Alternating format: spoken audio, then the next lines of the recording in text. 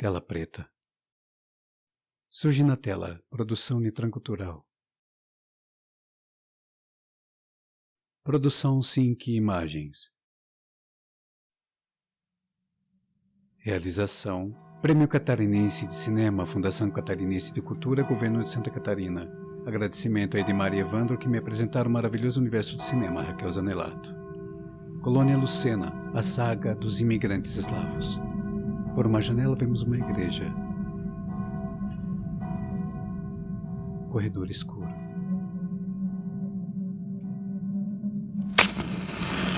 Uma vela é acesa. É o quarto de um imigrante polonês que está a escrever. Caríssimos irmão e cunhada, vocês sabem muito bem da pobreza que ronda nosso povo.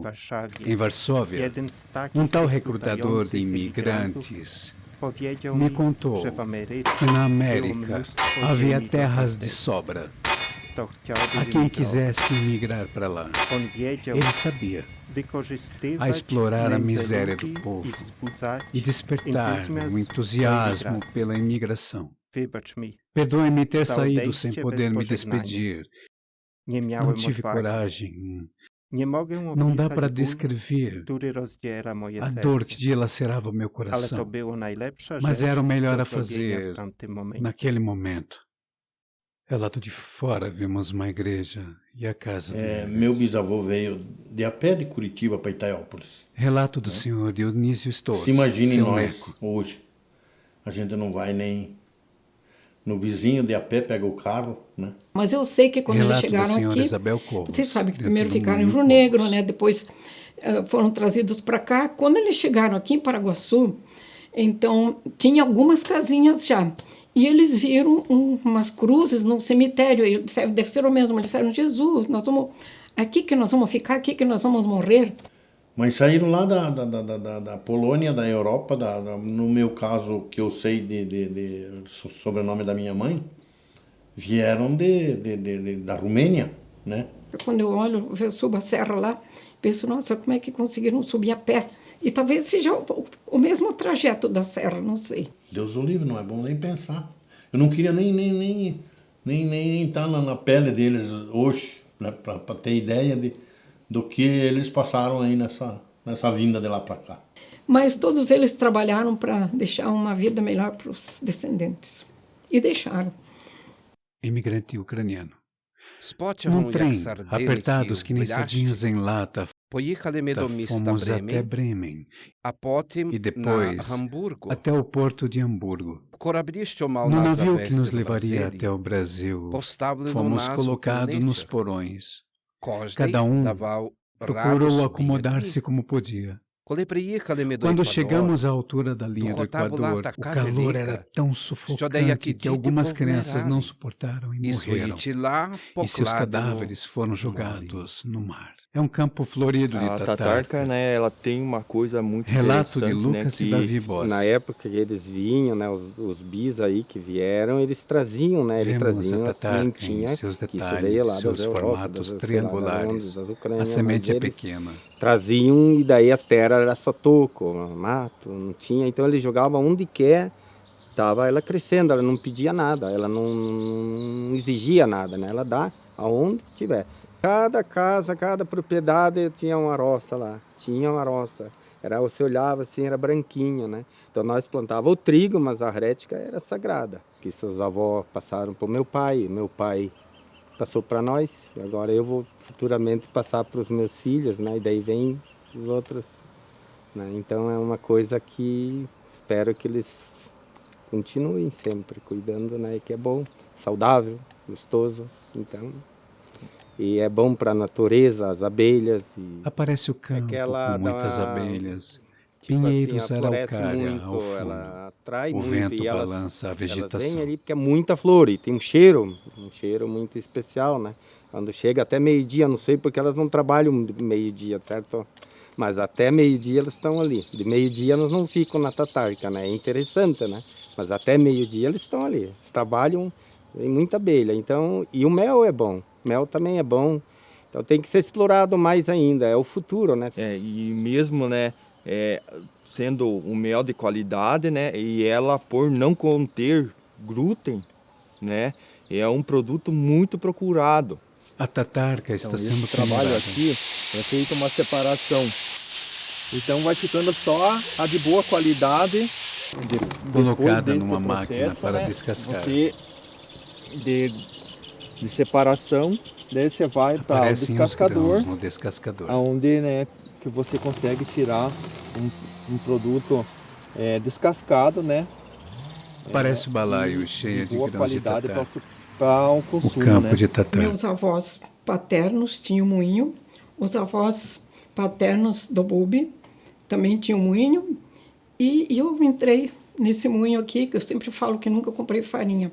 Mas eu estou aqui, eu queria dizer assim que eu falo do Bubi, o nome dele era Valdemar Couro, só que é conhecido como Bubi, ninguém sabia muito o nome dele. Então, ele que viveu aqui desde os 10 anos, que quando o moinho foi construído, nos anos 50, ele viveu até o final da vida trabalhando aqui. E essa máquina aqui foi o teu pai que fez, né? Na verdade, o moinho quem construiu foi o pai do Bubi, né? Foi o pai dele, mas o Bubi tinha uns 10 anos, né? Então, depois veio aqui, ficou. Por que você não abre para ele ver esse pequenininho aqui, ó? Coisinha pequena, né? Imagens de arquivo. Esse cilindro foi comprado em Curitiba. Aparece o Sr. Bubi, Valdemar Couros. Aqui ele com mais um mecânico. Seu Bubi está nos apresentando uma das máquinas a qual moía. Provavelmente você comprava e nessa coisarada toda, isso eles fizeram. O fotógrafo Evandro Martin está na cena. Agora você só tem que ficar olhando, mas tem que se conformar. Não adianta nada mais. Então, o moinho foi feito nos anos, quer dizer, antes dos anos 50, porque antigamente tinha muito serviço aqui, todo mundo plantava o seu trigo, trazia para moer. Chegavam aqui na frente, falo desse moinho porque daquele eu não tenho muita lembrança. Então chegavam aqui de carroça. Vemos cenas do moinho por dentro, frente, já está abandonado. Levavam os cavalos num lugar. As máquinas estão todas paradas. Os cavalos lá, num lugar que deixava os cavalos, e eles dormiam aqui na carroça. Então aqui não houve, financeiramente, não houve possibilidade de continuar nesse sistema aqui. Então tudo aqui foi feito pelo senhor Rodolfo. Ele entendia muito eu falo, você me entende, de engenharia civil, engenharia química, porque transformava, né? Engenharia elétrica, tudo isso aqui, e engenharia, agora eu esqueci qual outra, mas o prédio, engenharia civil, química, transformação, elétrica e mecânica. Puxa, o principal que é mecânica aqui, né? Essas máquinas, uma puxando a outra aí, fazendo cada um o seu papel. Vemos uma cadeira de balanço abandonada. Dona Isabel Couros está à frente do moinho. Uma escadaria num casarão, quarto de imigrante polonês. Após 20 dias de sofrimento e desolação, chegamos ao Rio de Janeiro. Parecia que tínhamos despertado de um pesadelo.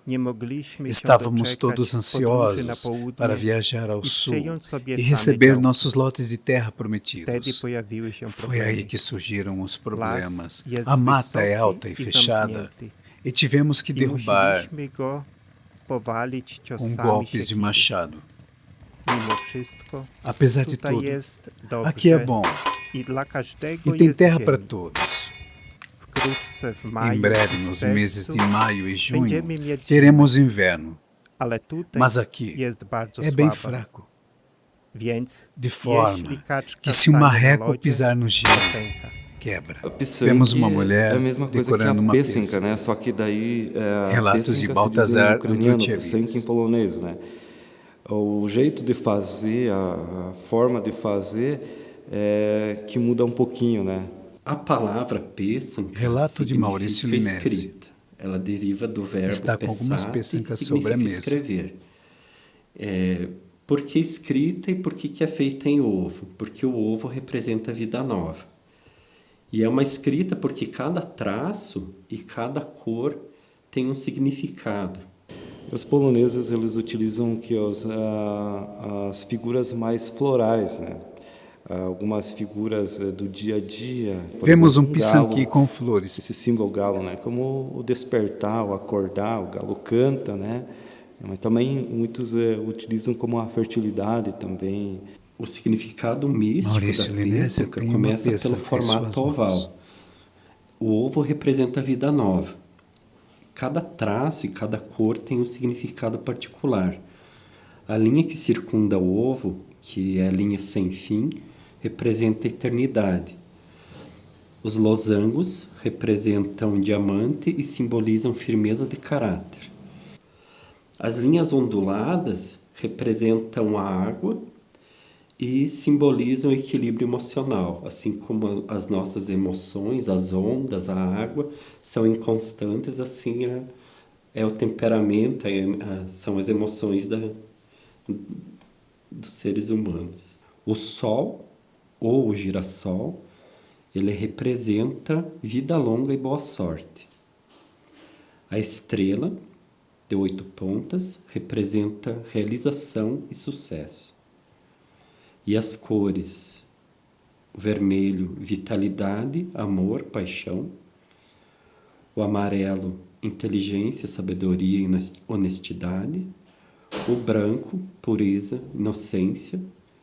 O preto, absoluto, constante e eterno. Para a cultura ucraniana, ela é não somente uma forma de oração, de meditação, de identidade cultural, resistência política também. E essa parte da resistência política é porque na época do comunismo na Ucrânia, que a União Soviética, a Ucrânia pertenceu para a União Soviética, todos os costumes foram proibidos, inclusive o das pêssagas. E ele sobreviveu apenas numa colônia no interior do país. Agora se perdeu muito, né? Então, assim, no fundo há uma tristeza por causa que foi se perdendo isso, né? Então a gente vê que as crianças, os adolescentes não estão mais participando como a gente participava naquela época de preservar, manter a cultura, né? É uma forma também de homenagear os meus pais, os meus antepassados, sabe? Então, é uma forma de trazer, de manter viva essa vinda deles para cá e todas as dificuldades que eles tiveram, os motivos que eles tiveram por ter deixado a Ucrânia e vindo para cá. Então, é uma forma de eu dizer para eles, olha, a gente está aqui, a gente ainda vive. O Vitinank, na verdade, é um artesanato, né? Feito de papel. Vemos Vitinank. Então, é um recorte de papel. Em amarelo e laranjado. A gente vai dobrando ele, com vai formas de flores coloridas. E a hora que vai recortando esse papel, vai se criando as figuras, né? E o momento que eles faziam isso aí.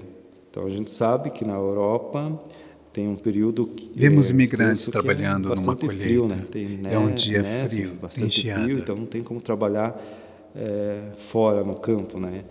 E se passava de pai para filho, de mais velho para os mais jovens, né? Então se fazia nesse período, né? Vemos panos presos no varal com bordados coloridos. Relatos de Joyce Zap e Irena Uca Zap. A baba. Tudo de noite. Assim, um lampinho pequenininho, porque não tinha luz, não tinha gás, não tinha nada. Só de querosene. E tudo no sótão, em casa no sótão, onde eu dormia, tinha quarto, porque o pai não deixou bordar de dia, nem domingo não. É tudo de noite. Quando o galo cantou, primeiro daí eu já fui dormir. Pois sim, porque eu digo a verdade, eu para a escola não andei. Só um ano. Só na primeira livro que eu andei. Depois o pai não me deixou mais andar para a escola.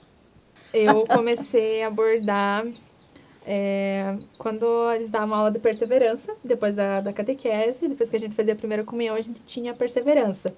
E lá, a irmã Eutêmia foi uma das primeiras assim, que me mostrou o bordado.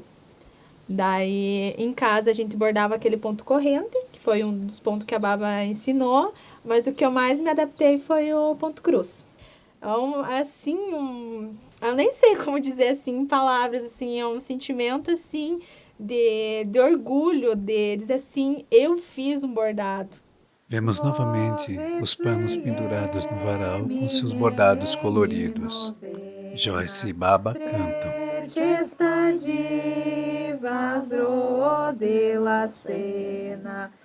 Vemos Joyce e Baba sentadas na varanda, num banco, diante de sua casa. O jardim está florido.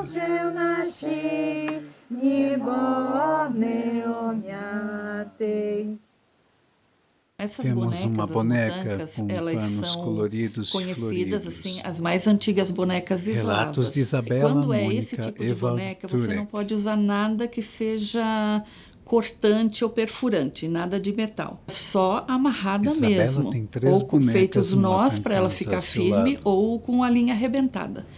Não se usava nada que pudesse espetar ela, que pudesse machucar a boneca. Você tinha que fazer ela com muito carinho, com pensamentos muito positivos. Queriam também assim que se conversasse com a boneca enquanto faz. E aí, por fim, você diz o seu desejo para a boneca e aí você dá um presente para ela. Todas elas preto, são bem parecidas, uma boneca só a ucraniana que se diferencia, que tem uma cruz no rosto. Muitos acham que a cruz que tem na boneca ucraniana é religiosa, mas não tem nada a ver com religião. O significado dela é de a cruz solar. Então, ela significa que linhas cruzadas são o elemento preto, masculino e câmera desce, feminino, mostrando a boneca ucraniana. a luz, a escuridão, os opostos que se encontram. Depois, as polonesas, as outras bonecas não têm rosto, porque havia uma crença de Fundo que, preto, como ela a câmera se sobe, depositava uma um boneca desejo polonesa, sem elas rosto. não poderiam ter identidade. Eles acreditavam que se elas tivessem uma identidade, em vez de realizarem o seu desejo colocado nelas, elas iam fazer o desejo delas próprias. No fundo preto, a Cada boneca uma é ucraniana. única. Quando você começa, você não deve parar.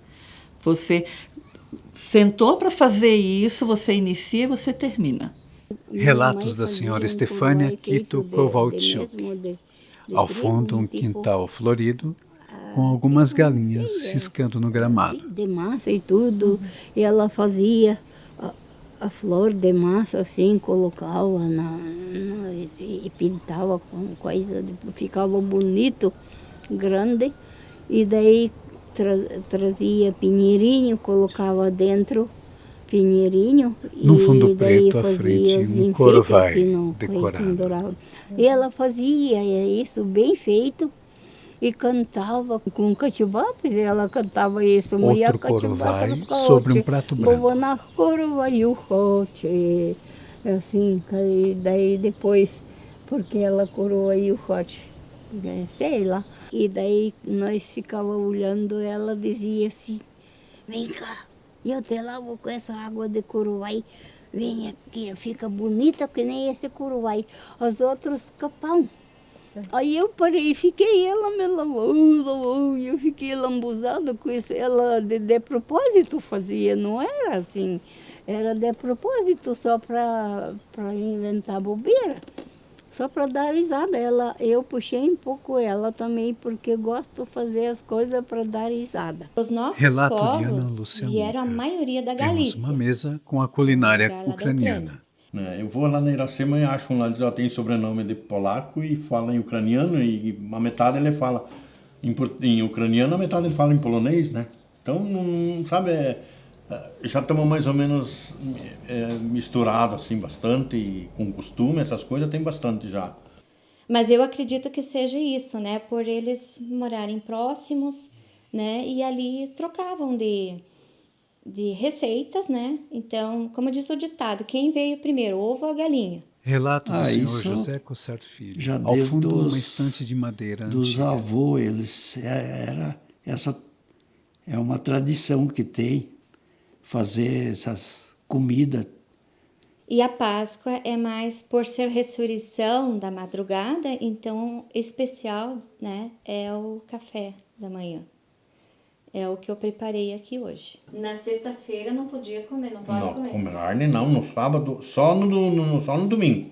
No sábado não pode comer carne, nada, absolutamente nada. Minha mãe ficava caçando aquele cheiro de carne de porco, de assado de porco, né? Mas isso era um castigo. Então imagine você não comendo a carne e você preparando ela, né, para ser difícil, é um sacrifício. No meu tempo, dos meus pais, olha, era muito rigoroso. Era guardado mesmo a quaresma. Seu Neco, eu quero fazer um desafio para o senhor. Eu gostaria de lançar um desafio para você. Como nós estamos tratando com 12 etnias, numa mesma cidade, mas que vivem, né, até mais etnias, mas as principais aqui são os ucranianos e poloneses, eu queria lançar esse desafio para a gente reunir num almoço esses dois grupos. O senhor aceita participar desse desafio? Sim, tem que.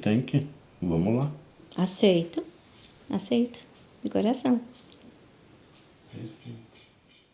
Imigrante ucraniano. Se estiverem dispostos a nos seguir, então preparem-se para sair de casa. Se puderem, tragam roupas de cama, porque aqui não existe. E não há do que fazer. Tragam também espingarda de cano duplo e revólver, pois é permitido ter em casa sem qualquer imposto e, como bem sabem, as armas são sempre bem-vindas.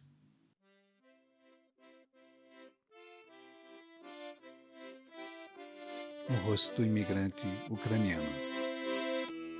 Vemos o grupo folclórico Ukrainska Ducha se preparando para o almoço de confraternização.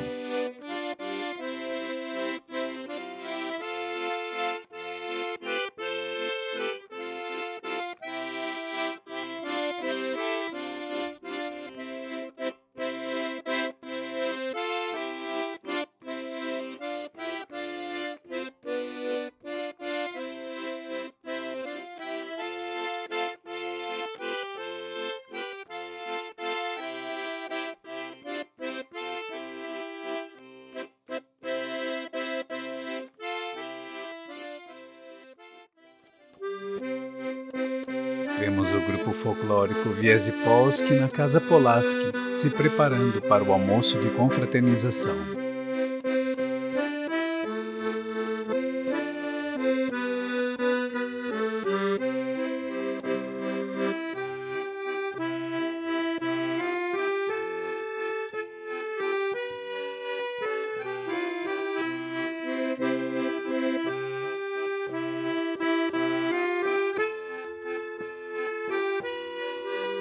Do lado de fora da Casa Polaski, podemos ver a mesa posta com a culinária ucraniana e polonesa.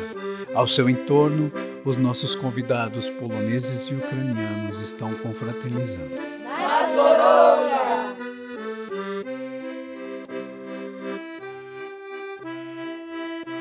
A câmera vai subindo e vai nos revelando o complexo histórico de Alto Paraguaçu. Passa pela igreja de Paraguaçu e mostra toda a extensão do complexo histórico. Imigrante polonês, irmão e cunhada, por ora é o que tenho para lhes relatar, com o coração apertado de tanta saudade. Peço que enviem minhas lembranças